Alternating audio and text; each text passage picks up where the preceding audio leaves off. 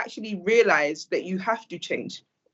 Even if it's not for yourself, even if you have to change it for your children, you take it upon yourself to take responsibility. That's not to say that there are not things in play with the government or the taxation system or the economy of your country or whatever. It's not to say these things are not real, but it means you do not have to be a prisoner of that.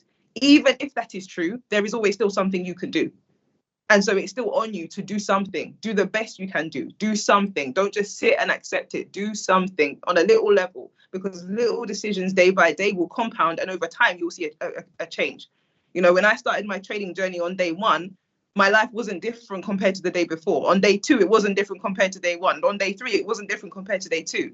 It took 6 months, 1 year, 2 years, 3 years, 4 years. Now my life is nothing like what it was like then. Sometimes you have to channel that human pride differently. Sometimes, you know, rather than being proud to defend your position and protect your position and make out nothing's your fault. So there's a lot more pressure on us as, you know, active parents of this generation.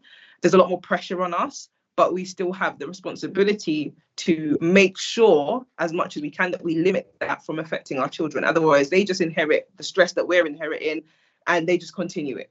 Do you see what I mean? So it's a lot. I think as a society, it's a lot. You know, a lot of the stuff we see in the news, especially in London, in the UK, a lot of the youth crime that we see is down to poverty.